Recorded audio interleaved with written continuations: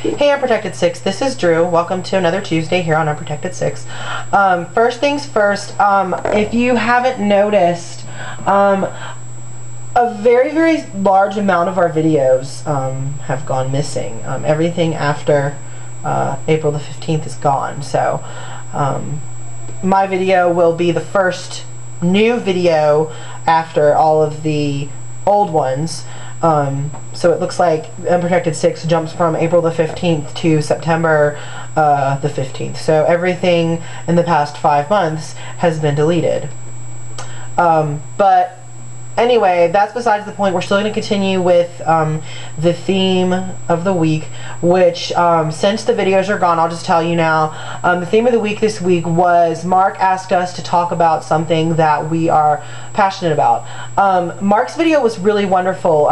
Actually, I was in the middle of making my video before, and I was pulling up Unprotected 6 to see how many views his video had, because at one count he had almost 100 views, and I think that's amazing, because our videos don't get that many views, but his video did. His video, I think, struck a chord with people. I think that people sent the video,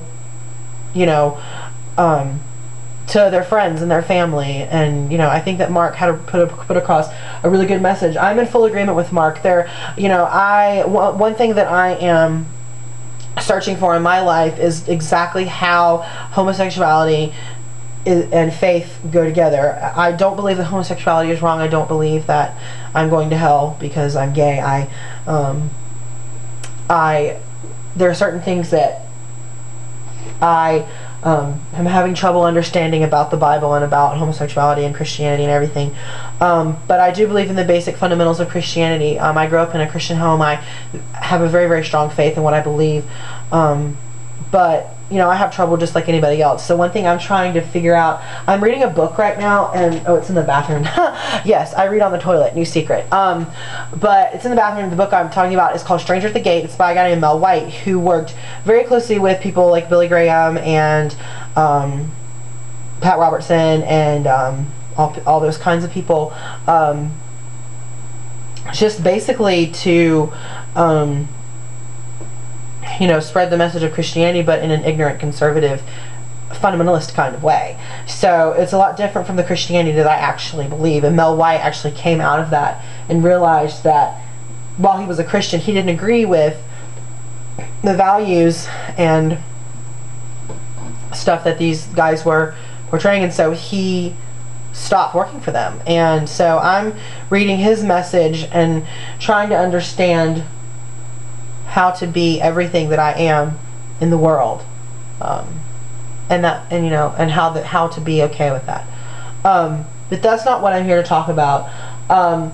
What I'm really passionate about, especially I'm a high school teacher, and I teach a lot of seniors, and something that I'm passionate about is the success of these up-and-coming adults. I have a very special place in my heart for high school seniors, and sometimes I wonder if I should just give up my teaching job and go to school to be a guidance counselor who just works with seniors, or who works closely with seniors, because I am interested in the college selection process. I'm interested in them applying to colleges. I'm interested in helping them write scholarship essays.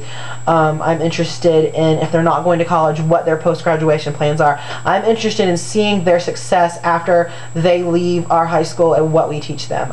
That's something that I feel strongly and very passionately about. I believe that every student is entitled to a quality education, and I make sure that I do my best job in my classroom to make sure that I not only get the point across about the subject area that I teach, but also that I teach them values about life and skills about life, because I think that it is important that as our society as our society changes, as people my age and who are a little older than me become the prominent members of society, that we begin to teach our children things that our generation wasn't taught, so that they can be better people for the world still to come. One change that I've noticed, and it's a change that really happened on the borderline of my generation, my graduating class from high school, and the graduating classes right afterward. People who are older than me, like my sister's age, I feel like in school it wasn't okay to be a gay teenager or strange or, you know, different. And I feel like as, you know, as the years have progressed, I feel like it's becoming a little more okay to be just a little bit different. I know that in my high school in 2004, it was just becoming okay to be a gay teenager my senior year. And now there are several gay kids at the school that I teach at, and they have friends and they're loved and accepted in their schools. And so I am seeing a change that way. But what I want to see from my students and from my fellow teacher friend students is kids graduating and becoming productive world citizens, whether it be in college, the workplace, whatever. So what I'm really interested in and what I'm passionate about is helping kids in high school succeed. I don't know that I necessarily am the best Spanish teacher in the whole world, but I am a damn good advocate for their success after high school. And I don't know if that means that I really don't know if that means should I quit my job, you know, in a couple of years and go to school and do something that, you know, is geared more toward that. It makes me happier to hear that a child got accepted into college to study to become a veterinarian than it makes me happier to hear that sometimes than to hear that they got an A on my test. Just because, you know, some kids will go on and use Spanish and teach Spanish and speak Spanish and stuff, but for the most part they won't. And so it makes me feel good for me to hear about my students doing things that they love to do and that they're good at and succeed. That's what makes me happy.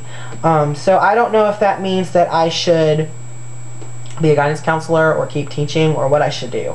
But that's what I feel passionately and strongly about. And you know, not just my gay kids, you know, all my children. I love all my children. So that's my passion, really. I